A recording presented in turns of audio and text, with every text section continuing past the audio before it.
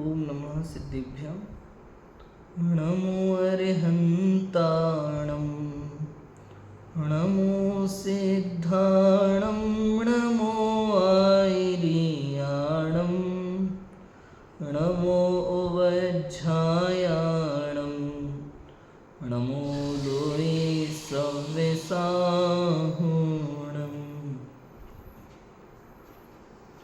मंगलमय मंगलकरण वीतराग विज्ञान नमो ताहि जाति भय अरिहंतादि महान। करि मंगल करि हो महाग्रंथ करण को काज जाति मिले समाज सब पावे निज पद राज। इस भवतरु का मूल एक जानहु मिथ्या भाव ताकू कर निर्मूल अब करिए मोक्ष उपाय।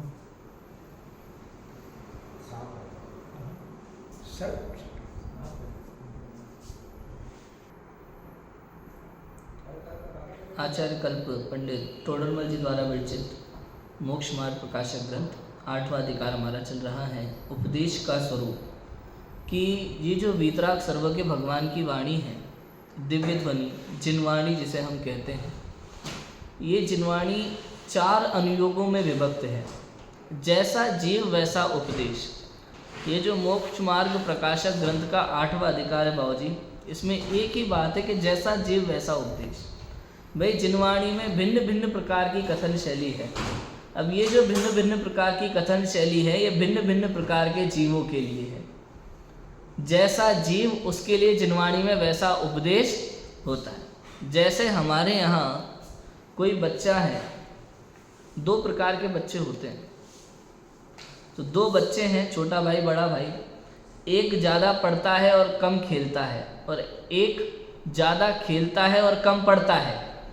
तो जो ज़्यादा पढ़ता है उससे माता पिता कहेंगे बेटा क्या दिन भर किताबों में घुसा रहता है, जा थोड़ा बहुत खेल कूद के आया कर। और जो ज़्यादा खेलता कूदता है उसे क्या कहेंगे, क्या दिन भर पागलों की तरह खेलता रहता है, फहराता रहता है, थोड़ा पढ़ाई किया कर। तो जैसा जीव वैसा उपदेश। ऐसे ही यहाँ जिनागम में जैसा जीव उसके लिए वैसा उपदेश दिया जाता है। उसके लिए 4 प्रकार की शैली है यहाँ, अनुयोग शैली। और ये 4 अनुयोग रुचि के हिसाब से होते हैं। जिस जीव की जैसी रुचि उसको उसकी भाषा में वैसे समझा दिया जाता है। अब जैसे किसी को ऐसे सामान्य रूप से समझ में नहीं आता तो उसे प्रथमानुयोग शैली में उदाहरण देकर समझाते हैं। सुनो, वो राजा हुए थे एक, उन राजा के जीवन में ऐसा ऐसा हुआ था, उसके बाद भी उन्होंने धर्म नहीं छोड़ा। ऐसा समझाते हैं। तुम क्या होगे? आज हर कोई अपने दुख का रोने बैठा रहता है। हर कोई दुखी तो है ही, हर व्यक्ति। तुम्हें पता नहीं है मेरे जीवन में कितने दुख है। फिर बताते हैं, सुनो, उस राजा के जीवन में इतने दुख थे, फिर भी उसने धर्म नहीं छोड़ा। ये शैली होती है, बताना पड़ता है, क्या करें। कर्णानुयोग, जिनको गणित में बहुत रुचि है, मैथमेटिक्स में बहुत रुचि है, वो उनको जरा सुनना उनकी बात है। ये मैथमेटिक्स लोग कहते हैं अरे इतिहास में कुछ दम नहीं है।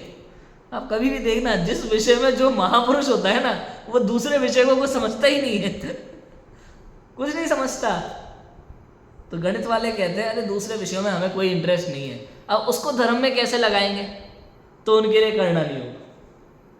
भाई इसमें द्रव्य क्षेत्र काल भाव सारा प्रमाण है, कौन सा कितना बड़ा है, कितने माप का है ना, कितने कितने योजनों का है, फिर संख्यात असंख्यात अनंत, अनंत के भी भेद अनंत है ना पूरा। तो लगा कितनी गणित लगा रहा है। और ये सब पढ़ा करके भी लगाएंगे काय में? धर्म में। प्रयोजन 4 अनुयोग है। रुचि, वहाँ अलग अलग रुचि के जीवों के लिए अलग अलग प्रकार से उपदेश है, लेकिन प्रयोजन एक ही है, पाप से छुड़ाना और धर्म में लगाना। 4 अनुयोग का एक ही प्रयोजन है। चरणानुयोग क्या कहता है? भाई मंदिर जाया कर, मंदिर जाया कर। सुबह सुबह उठ के खेलता रहता है, इधर उधर फालतू मुंह मारता रहता है।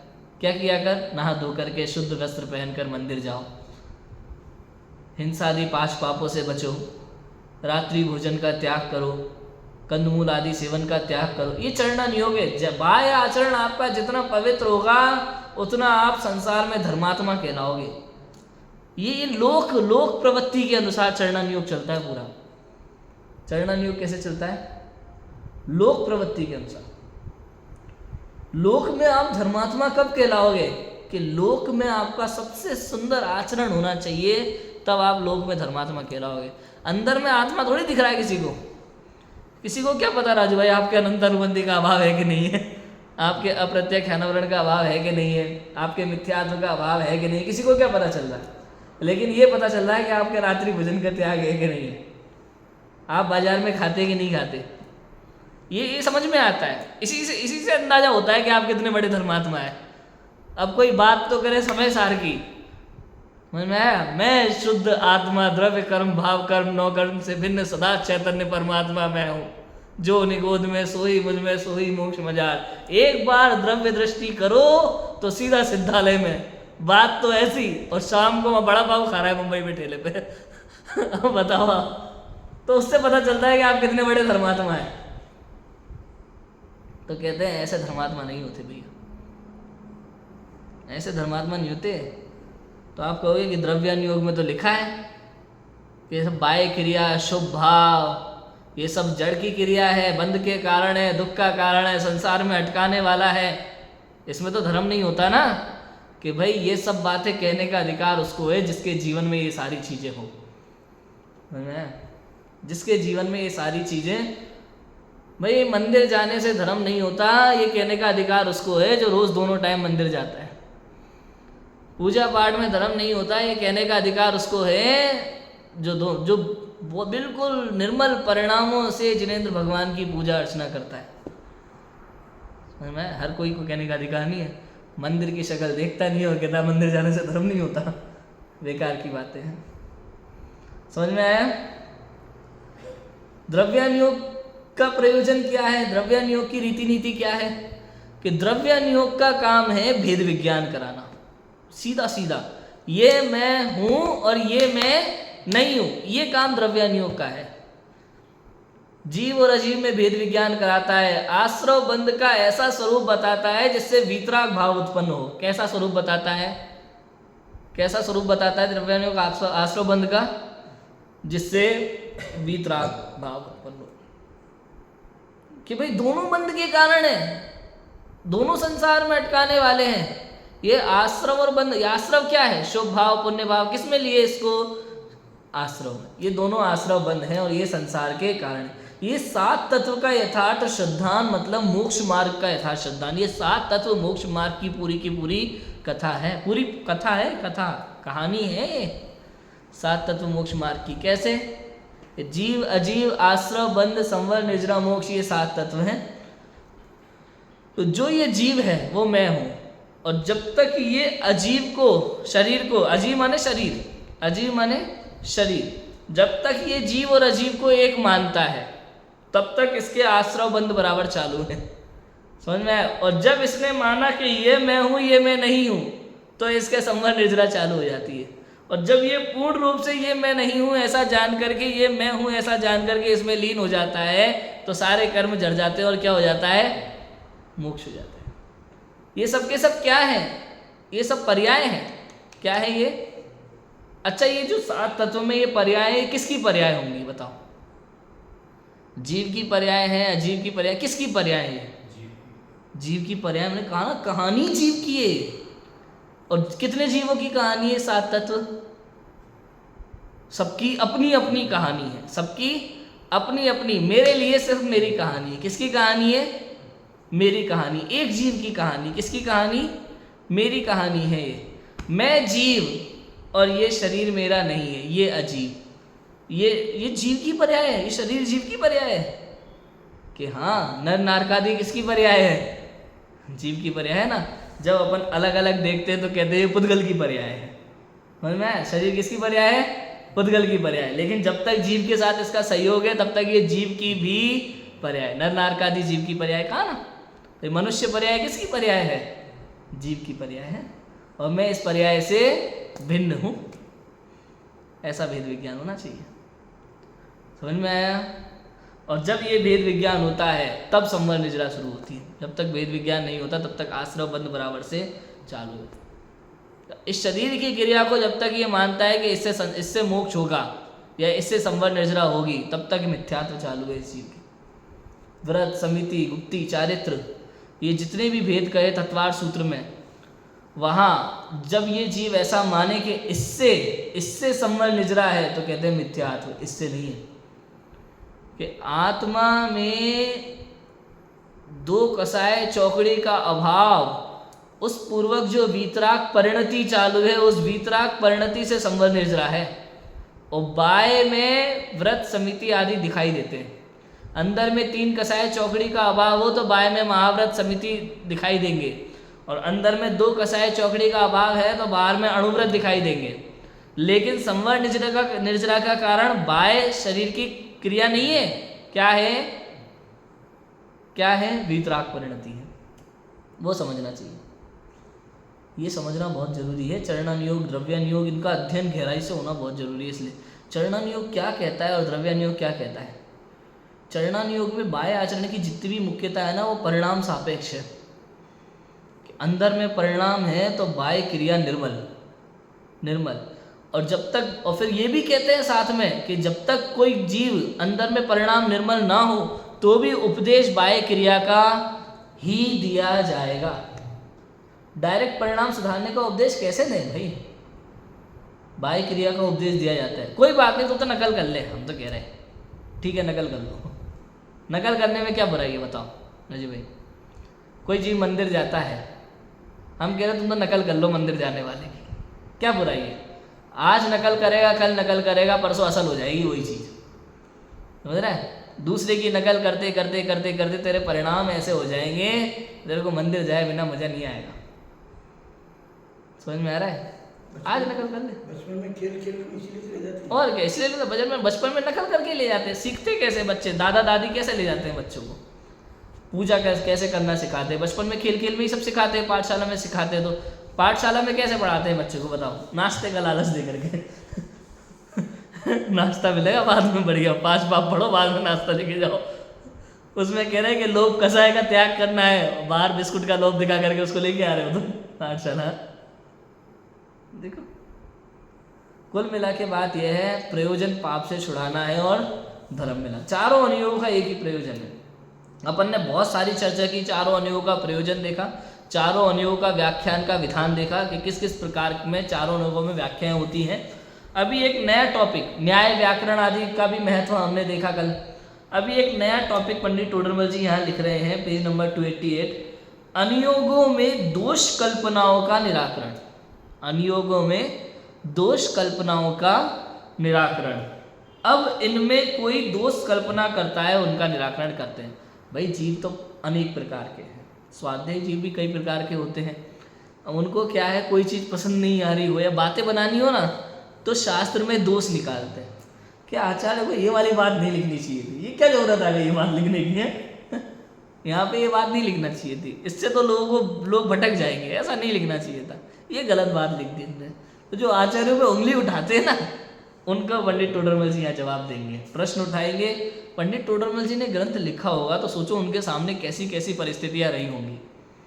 आज ही थोड़ी ना है हमारे सामने ऐसे लोग उंगली उठाने वाले, उनके सामने भी रहे होंगे, तभी तो उन्होंने ये लिखा होगा। ये लोग कैसी कैसी बातें करते हैं शास्त्र पढ़ते समय, तो उन्होंने सब सारी बातों को लेकर के उनके उत्तर लिखे। देखो कितने ही जीव, प्रथमानुयोग में दोष कल्पना का निराकरण, पहला टॉपिक। कितने ही जीव कहते हैं प्रथमानुयोग में श्रृंगार आदिक व संग्राम आदिक का बहुत कथन करते हैं। श्रृंगार आदिक और संग्राम आदिक, युद्ध आदिक का बहुत कथन करते हैं। उनके निमित्त से रागादिक बढ़ जाते हैं, राग द्वेष बढ़ जाते हैं भाई।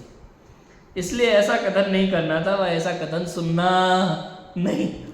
कितने लोग ऐसा कहते हैं, चौराहे पे बैठ करके बोलेंगे, यार कल हम शास्त्र सभा में गए थे, वहाँ बढ़िया पुराण का वाचन चल रहा था, मंदोदरी का वर्णन उन्होंने 4 पेज में लिखा यार। कल हुआ था गाली ये पढ़ रहे थे, उसमें वो स्त्री का वर्णन देते समय उसका स्तन वगैरह बोलना, हाँ इसे क्यों लिखा है? होता है। अब देखो 4 पेज में वर्णन लिखा, ठीक है। अब ऐसे युद्ध का वर्णन, भाई जब तलवार की भी प्रशंसा की जाती है, बकायदा कि तलवार कौन सी क्वालिटी की थी, समझ में आया? होता है, हाँ तलवार का वर्णन आता है, कितनी साइज की थी, उसकी धार कैसी थी, कौन सी क्वालिटी की थी, धनुष का, बाण का, सबके गीत है पूरे के पूरे। आप क्या बात करते हो। तो लिखते हैं कि प्रथमान युग में श्रृंगारादिक व संग्राम आदिक का बहुत कथन करते थे, उनके निमित्त से राग द्वेष बढ़ जाते हैं भाई हमारे। तो ऐसा कथन करना नहीं था। तो सुनो, तुम सुनने मत जाया करो ऐसी कथा है, राग द्वेष बढ़ेंगे फालतू में। एक बात बताओ, तुम ये प्रथमान योग सुनने नहीं जाओगे तो कहाँ जाओगे? टीवी देखने? वहां कौन से तुम्हारे राग द्वेष घट जाएंगे? सोचो, कहाँ जाओगे बताओ? पटेला ही करने, चौराहे पे बैठ के चाय पे चर्चा करने जाओगे? वहां कौन से राग द्वेष कम हो रहे हैं आपके? अरे भाई, यहाँ तो वीतरागता का पोषण है। यहाँ तो सारे श्रृंगार आदि का वर्णन करके, इतना संग्राम आदि का वर्णन करके ये दिखाते हैं कि सुनो, इतनी सुंदर स्त्री होने के बाद वे एक पल में उनका त्याग कर दिया। ये महिमा मंडन इसलिए किया जाता है ताकि आपको दिखा सके कि त्याग की महिमा कितनी बड़ी है। त्याग की महिमा बताने के लिए पहले भोगों की महिमा बताई जाती है। अगर पहले भोगों की महिमा ना की जाए तो त्याग की महिमा नहीं आएगी भाई साहब। आपको बात समझ में आया कि नहीं आया? समझने का प्रयास करना। जब तक भोगों की महिमा नहीं बताई जाएगी तब तक त्याग की महिमा नहीं। क्या लिखा भागचंद जी ने महावीराष्टक में? महामोहातंक, मोह की महिमा, मोह को बहुत महान बताया। मतलब मोह महान है क्या? अरे भाई, मोह की महिमा इसलिए बताई कि ऐसे मोह को जीत लिया हमारे जिनेंद्र भगवान ने, तो वो जित मोह कहलाए। वो इतना महान मोह जिसके कारण से जीव अनादि काल से भटक रहा है, अनंत पंच परावर्तन किए इस जीव ने, कहाँ दुखी नहीं रहा ये जीव इस मोह के कारण से। और ये इतना खतरनाक मोह, इसको जीतने वाले ये हमारे जिनेंद्र भगवान। तभी तो जिनेंद्र भगवान की महिमा आएगी, तो कैसे आएगी? काम शत्रु की महिमा करते हैं सब। काम शत्रु का महिमा वर्णन पुराणों में होता है। काम की महिमा पुराणों में क्यों की जाती है? कि ऐसे काम को जीतने वाले ये युवा मुनिराज हमारे, समझ में है? इसके लिए महिमा है। और तुम कह रहे हो ऐसा कथन नहीं करना था, तुम्हारे हिसाब से चलेंगे महाराज। उनसे कहते हैं, कथा कहना हो तब तो सभी अवस्थाओं का कथन करना चाहिए। यदि कथा कह रहे हैं तो सभी अवस्थाओं का, क्योंकि जहाँ जिस समय जैसी घटना घटी है उसका उस समय कथन करते हैं। यदि अलंकार आदि द्वारा बढ़ाकर कथन करते हैं तो पंडितों के वचन तो युक्ति सहित ही निकलते हैं। यदि अलंकार आदि के कारण से उपमा आदि है, अगर उपमा देकर के बड़ा चढ़ा करके भी कथन करते हैं तो भी ज्ञानियों के, पंडितों के वचन, विद्वानों के वचन, मुनिराजों के वचन झूठे तो नहीं होते, युक्ति संगत होते हैं। अगर उन्होंने कहीं पे उस कथन को बड़ा करके लिखा है ना, तो उसके पीछे कोई ना कोई युक्ति है, कोई ना कोई कारण है। बिना कारण के नहीं लिखा भाई साहब, समझ में आया?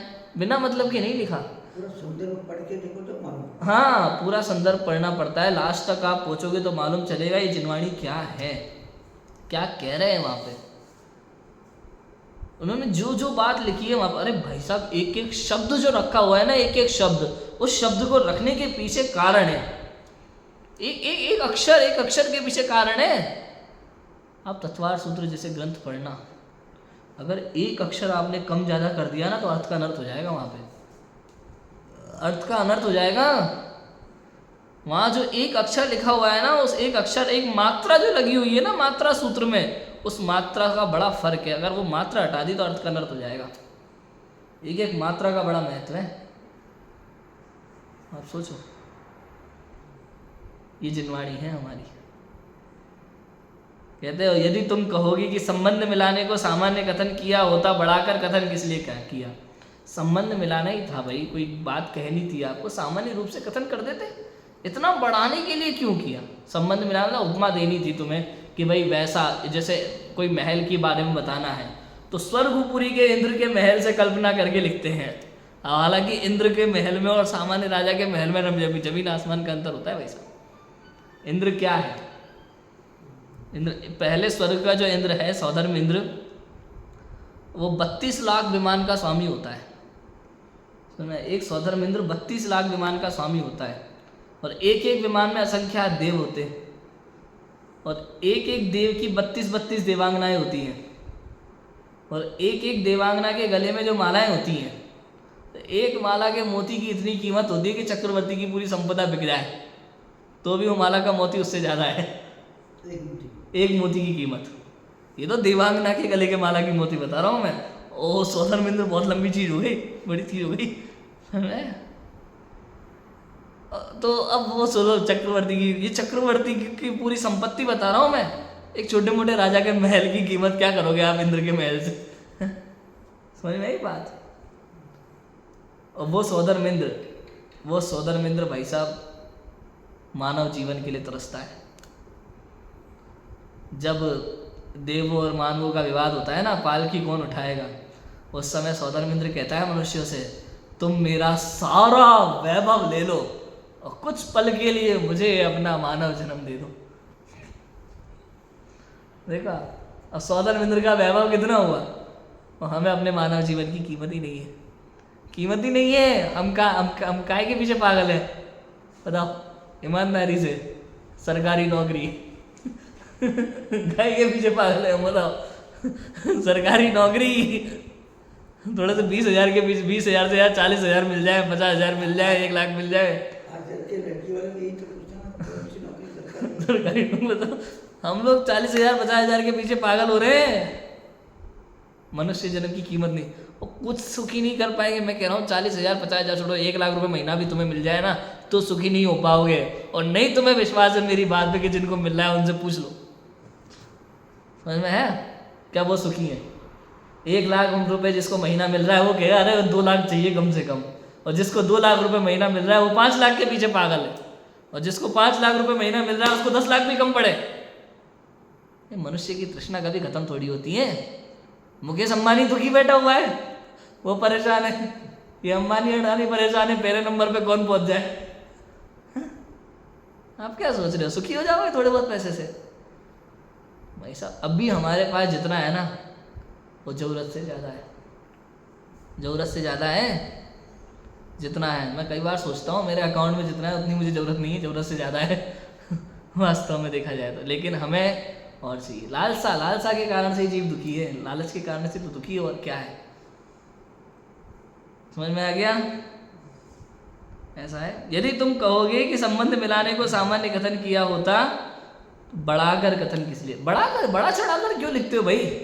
आचार्य देव से ऐसा प्रश्न उठाया, उसका उत्तर यह है कि परोक्ष कथन को बढ़ाकर कहे बिना उसका स्वरूप भाषित नहीं होता।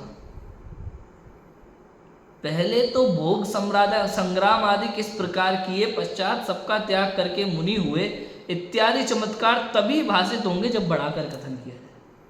परोक्ष में कोई घटना घटी हो दूर राजू भाई, उसके बारे में बताना हो, सीधे सीधे बताओ तो महिमा नहीं आती। मैंने कल दूध वाले का उदाहरण देकर के बताया था भाई जितना बड़ा चढ़ा करके कथन किया जाए उतना मजा आता है, कहानी में जितना मिर्च मसाला हो।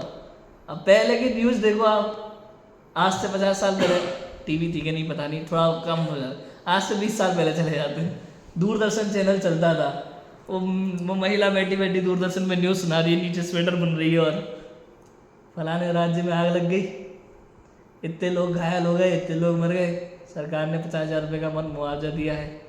आज के समय में देखो न्यूज़ को सुनाने का तरीका, इस राज्य के शहर में लग गई खतरनाक आग आदमी सुनता दोनों आंखें फाड़ दी, क्या हुआ? और फिर लपटों से खतरनाक वाले चित्र दिखाए जाएंगे, हमको एक एनिमेशन वीडियो दिखाई जाएगी तरह तरह की।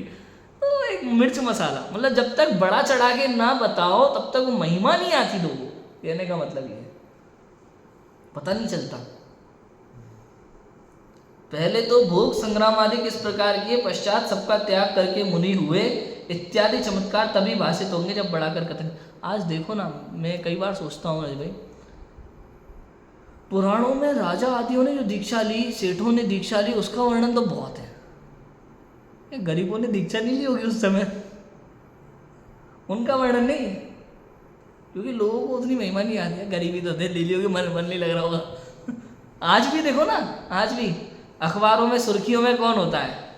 श्वेतांबर में जो दीक्षा लेते हैं ना कुछ लोग, रईस लोग, करोड़ों रुपए छोड़ करके मुनि व्रत अंगीकार किया, लोगों को उन्हीं की महिमा आती है। उनसे बगल वाली भी तो खबर पड़, एक और ने दीक्षा ली थी, अरे उसके पास तो कुछ था ही नहीं अरे मुनि तो दोनों हुए ना भाई, मुनि में क्या दिक्कत थी बताओ? मुनि तो दोनों समान है ना। अरे नहीं, लेकिन उनके पास छोड़ने को था ही क्या? समझ में आया? महिमा, लोगों की दृष्टि वहीं पर है, तो क्या करें? तो लोगों को भोग की महिमा बहुत है, संसारी जीव को भोगों की महिमा बहुत है, इसलिए पहले उनको भोगों की महिमा और दिखाते हैं। देखो इससे भी ज़्यादा, इतना अच्छा, एक पल में छोड़ के चले गए, तब महिमा आती है। अच्छा, मतलब वो वैराग्य कैसा होगा कि इतने सुंदर सुंदर भोगों को जो एक पल में छोड़ के चले गए, किस लिए चले गए, क्यों छोड़ के चले गए, अब बताओ। सोचो, भर्तहरि की कथा, कैसी कथा है भर्तहरि की? वो दो भाई, एक तो आलतू फालतू साधु बन जाता है, एक दिगंबर मुनिराज बन जाते हैं। दिगंबर मुनिराज जो है वो 7वें 6वें गुलिस्तान में झूलने वाले रिद्धिधारी साधु हो जाते हैं। उनके पास ऐसी रिद्धि हो जाती है कि थोड़ा सा अगर पसीना फेंक दें तो पर्वत सोने का हो जाए। और एक महापुरुष वो आलतू फालतू जो साधु बना था, वो तो उनकी सिर्फ तपस्या से होते हैं। तपस्या से नहीं, वो नहीं होते, लेकिन वो पसीने से हो जाते, मतलब वो रिद्धि है ऐसी। सब रिद्धि तपस्या से होती है। तपस्या से रिद्धि, हाँ, उनके वो आत्मानुभव रूप जो वीतराग परिणति होती है उसके कारण से वो रिद्धि प्रकट हो जाती है, सहज रिद्धि प्रकट हो जाती है। उसका भी किसी कारण से वो प्रयोग नहीं करते, लेकिन किसी को धर्म में लगाने के लिए यदि करना पड़े तो कर भी सकते, कोई ऐसा नहीं है कि नहीं करेंगे, कर भी सकते। अब दूसरा जो भाई था, बड़ा भाई था, वो आलतू फालतू साधु जो बना था, उसने बढ़िया तपस्या करके, उसने केवल रिद्धि के लिए तपस्या करी। उसने क्या किया, उसने कोई पानी सिद्ध किया जिसके कारण से सोना बन सके। 2-3 बार अपने शिष्य के हाथ भेजा पानी, मुनिराज ने जवाब नहीं दिया। उन्होंने कहा यार मेरा भाई बिना कपड़ों के, खाने के लाले पड़े हैं, गरीब आदमी है, थोड़ा पानी भेज देता हूँ, सोना बना लेगा, काम हो जाएगा। और जब खुद आया वो, जब 2-3 बार मना कर दिया तो जरा सा पसीना नीचे बढ़ गया, पूरा पर्वत सोने का हो गया। उसको महिमा आई, ये कौन सी रिद्धि प्राप्त कर ली इनने, मुझे भी चाहिए। स्वयं ने दीक्षा ले ली। भैया कैसे भी करके धर्म में लगाते हैं। कुल मिला के बात ये, आज तू रिद्धि के लिए दीक्षा ले रहा है, कल तुझे जैनेश्वरी दीक्षा की जो महिमा आएगी ना भैया, ऐसी रिद्धियों पर रीझते नहीं है। ऐसी रिद्धियाँ उनके लिए तुच्छ है, दिगंबर मुनिराज के लिए। बताओ, ऐसी रिद्धियों का मोह नहीं है जिन्हें, ऐसी रिद्धियों से जिन्हें राग नहीं है, ऐसी रिद्धियों की जिन्हें महिमा नहीं है। महिमा किसकी है कि ऐसी रिद्धियाँ जिसके कारण से प्रकट हुई है वो आत्म तत्व हमारे लिए परम उपादेय है। प्रत्येक जीव के लिए, जिस जीव को रिद्धियों की महिमा आती है वो अज्ञानी, और रिद्धियाँ जिनसे प्रकट हो जाती हैं उस आत्म तत्व की महिमा आती है वो ज्ञानी। सबसे बड़ी रिद्धि कौन सी है पता है? सबसे बड़ी रिद्धि कौन सी है? 64 रिद्धियों में सबसे बड़ी रिद्धि केवल ज्ञान रिद्धि। केवल ज्ञान क्या है? केवल ज्ञान भी एक रिद्धि है, सबसे बड़ी रिद्धि केवल ज्ञान की रिद्धि है। लेकिन केवल ज्ञान की भी महिमा नहीं आनी चाहिए। केवल ज्ञान क्योंकि पर्याय है, रिद्धि है, पर्याय है, और पर्याय एक समय की होती है। और वो केवल ज्ञान, वो पर्याय जिसके कारण से प्रकट हुई रिद्धि, जिसके कारण से प्रकट हुई, उस कारण उस आत्म तत्व की महिमा इस जीव को आना चाहिए। वो आत्म तत्व मैं हूं। रोटी जिससे बनती है उस आटे की महिमा आनी चाहिए। आटा जिससे बनता है उस गेहूं की महिमा आनी चाहिए। गेहूं जिससे बनता है उस बीज की महिमा आनी चाहिए, उस खेत की महिमा आनी चाहिए। खेत नहीं होंगे, बीज नहीं होगा तो गेहूं नहीं होगा, गेहूं नहीं होगा तो आटा नहीं होगा, आटा नहीं होगा तो रोटी नहीं होगी। किसान की मेहनत, सही बात है, उसकी महिमा आनी चाहिए।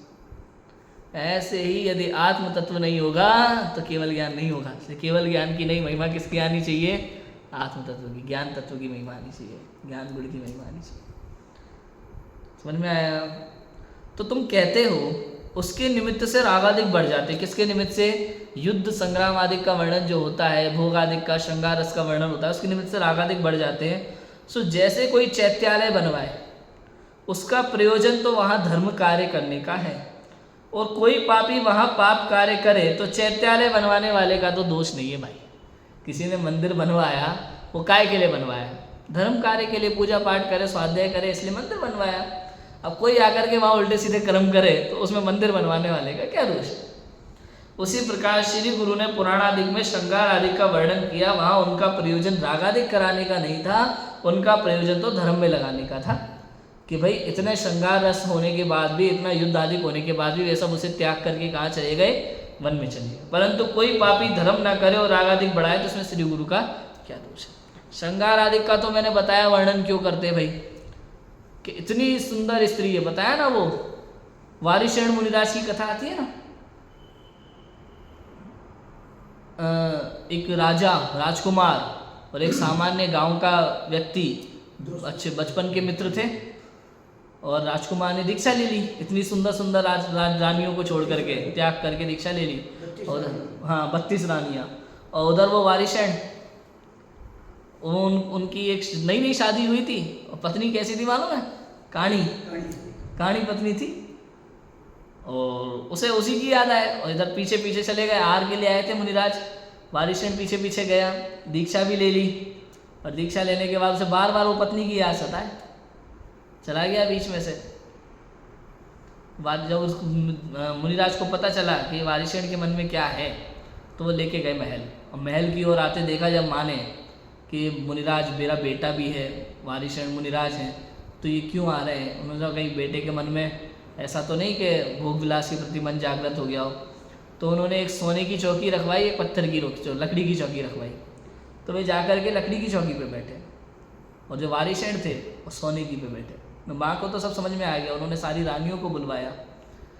तब जो वारिशेण थे उन्होंने देखा कि इतनी सुंदर सुंदर 32 रानियाँ हैं इन मित्र की, और इन्हें ये सारा वैभव राजकाज सारा वैभव छोड़ दिया और मुनि बन गए, वैराग्य हो गया इनको, और मैं देखो कहानी पत्नी के पीछे पागल हो रहा हूँ इतने दिनों से। तो ये दिखाने के लिए, ये सब के लिए वर्णन किया जाता है, पता तो चले कि भोगों में आनंद नहीं है, आनंद तो आत्म तत्व में। ऐसे युद्ध का दिखाते हैं, युद्धों का वर्णन भी आप देखो, बीच युद्ध में दीक्षा ले लेते हैं कई, इतना तलवार और ये घमासान का युद्ध चल रहा है, और ये लड़ाई झगड़े बिना कारण के लड़ाई झगड़े नहीं होते, पारिवारिक लड़ाइयाँ चल रही हैं, महाभारत का युद्ध चल रहा है, राम रावण का युद्ध चल रहा है, उस बीच में कई लोग तो दीक्षा लेते जा रहे हैं। तो भीम के मुक्के खा खा के कीच को वैराग्य हो गया था, कीचक को, समझ में है? कीचक का नाम मालूम है ना, जिसकी द्रौपदी पर कुदृष्टि हुई थी, और द्रौपदी तो उसकी बहन थी शायद, ऐसा कुछ निकल के आया था बाद में रिश्ता। तो द्रौपदी को देख करके उसका मन खराब हुआ कीचक का, और भीम ने उसको बहुत मारा, उधर घुसे पड़ने उधर उसको अंतर में परिणाम बदल रहे। इसलिए जैन दर्शन कहता है पापी से भी घृणा नहीं करना कभी, क्या पता वो पाप करते हुए भी उसके अंदर में परिणाम में क्या चल रहा है। इसलिए तो पाप से घृणा करो, पापी से नहीं, पाप से घृणा करो, पापी से नहीं करो। क्या पता आज वो किसी को मारते हुए भी अंदर में चल रहा है, आज और बस कल से, और तुम जीवन भर, अरे वो तो बहुत बेकार व्यक्ति है, जीवन भर मन में बैठे रहोगे, लेकिन वो कल ही बदल गया। आज उसने चोरी की, कल से उसने चोरी का त्याग कर दिया, और हम उसकी वो कल वाले परिणाम को लेकर के अभी तक पूरे जीवन निंदा कर रहे हैं। हमारे बिना मतलब के बंद हो रहा है, और वो तो सतमार्ग पे लग गया कब का। ऐसा भी होता है, समझ में आया? यदि तू कहे रागादिक का निमित्त हो, ऐसा कथन ही नहीं करना था भाई, कथन ही क्यों करा ऐसा रागादिक का निमित्त जिससे बनता है? उसका उत्तर यह है कि सरागी जीवों का मन केवल वैराग्य कथन में नहीं लगता। सरागी जीव है ना हम लोग, हमारे लिए उपदेश है ना, तो सरागी जीव जो है उनका कथन मात्र वैराग्य में नहीं लगता।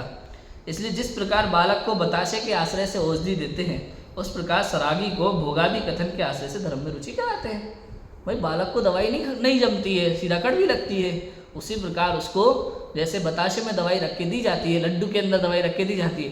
ये बात अलग है, कुछ होशियार बच्चे भी होते हैं कुछ बच्चे होशियार होते हैं, मम्मी ने लड्डू के बीच में दवाई रख के दे दी, और बाद में मम्मी ने पूछा बेटा लड्डू खा लिया, कैसा लगा? लड्डू तो बहुत बढ़िया था, बीच में जो बीज रखा हुआ था ना लड्डू का, वो फेंक वो निकाल के फेंक दिया। तो ऐसे भी होशियार होते हैं, और वास्तव में प्रथमा नियोग पढ़ने वाले भी ऐसे होशियार होते हैं। कहानी कैसी लगी? अब बढ़िया पुराण, बहुत बढ़िया कहानी, बहुत बढ़िया थी। बीच बीच में जो प्रकरण आता था ना कि मुनिराज श्रावक को जो उपदेश देते थे वो छोड़ देता था बस पढ़ने में वो उधरा उधरा चैप्टर छोड़ देते थे और आगे बढ़ कहानी पढ़ लेता था, और जहाँ तत्व की बात आती थी वो छोड़ देता था।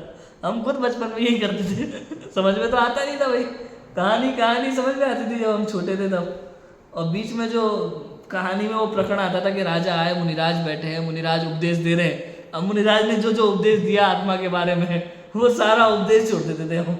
उसके बाद आगे क्या शुरू हुआ वहां से शुरू कर देते थे। होशियार कम थोड़ा है जी।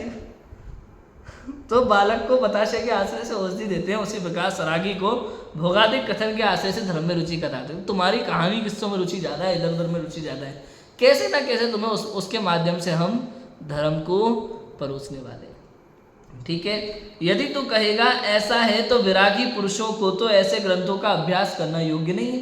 भाई सरागी वाली बात है ना, सरागी पुरुषों का मन नहीं लगता खाली वैराग्य में, तो जो वैरागी जीव हैं उनको तो ऐसा अध्ययन नहीं करना चाहिए। तो उसका उत्तर है, देख भाई जो वैरागी जीव है ना, वो ऐसे श्रृंगार आदि कथन सुनने के उससे उनको रागादिक उत्पन्न होते ही नहीं है, ऑलरेडी वैरागी है। उनके सामने ऐसी परिस्थितियां बन जाती हैं ऑलरेडी कि उनको रागादि उत्पन्न होते ही नहीं। वे जानते हैं कि इसी प्रकार कथन करने की पद्धति है, तो उनको रागादि उत्पन्न नहीं होते। फिर तू कहेगा, पंडित टोड़ में सब मालूम है क्या कहने वाला है।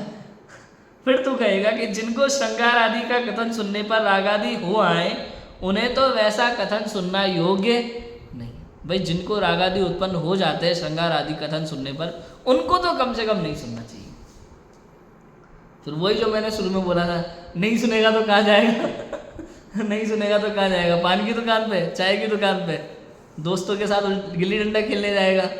उससे अच्छा है तो सुन ले भाई, कुछ ना कुछ तो दो बात धर्म की तरह दिमाग में बैठेगी। जहाँ धर्म ही का प्रयोजन है और जहाँ तहाँ धर्म का पोषण करते, दो बात। एक तो प्रयोजन क्या है, धर्म का प्रयोजन है शास्त्र में। दूसरा पोषण किसका है, धर्म का पोषण है। राग आदि का पोषण बीच बीच में प्रसंग के अनुसार वर्णन मिलेगा, प्रसंग के अनुसार वर्णन मिलेगा, लेकिन पोषण तो वीतरागता का है, धर्म का है। ऐसे जैन पुराण आदि में प्रसंगवश श्रृंगार आदि का वर्णन है। प्रसंगवश वहाँ बात आई है, प्रसंग है तो चल रहा है, क्या दिक्कत है भाई। जहाँ जो प्रसंग हो वहाँ वो बात की जाती है, इसमें कोई समस्या नहीं है। उसमें क्या है बताओ, उस समय दूसरी बात नहीं की जाती है। अब वहाँ युद्ध की बात हुई तो युद्ध की बात करेंगे, वीतराग की बात करें उस समय बताओ। अब घटना ऐसी घटी है, राम रावण का युद्ध चल रहा है, अब वो दिखाना ही पड़ेगा ना। तो युद्ध के समय में युद्ध का प्रसंग आता है, तो युद्ध छोड़ के जब वो मुनि बनते हैं तो वैराग्य का प्रसंग भी आएगा। जहाँ जो बात है वहाँ वो बात की जाएगी। भाई शादी का माहौल है तो शादी की बात होती है, और मृत्यु का माहौल है तो वैराग्य की बात होती है। समझ में आया? जहाँ जैसा माहौल है वहाँ वैसी बात होगी। अब बताओ दूल्हा दुल्हन शादी कर रहे हैं, कोई कहने लग जाए पंडित जी देखो तुम दोनों में से एक की मृत्यु पहले होगी, दूसरे को स्वीकार करना पड़ेगा। ये सब बताया जाता है क्या? कोई पंडित जी कैसी बातें कर रहे हो, शादी का अवसर है, मृत्यु, अरे सच तो बताना पड़ेगा ना भाई, दुनिया का अटल सत्य है ये।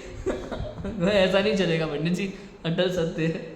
जहाँ जो बात है वहाँ वो बात की जाती है। तो प्रसंग व श्रृंगार आदि का कथन है, क्योंकि वहाँ उसका प्रसंग है, जरूरी है वो वर्णन करना, इसलिए किया।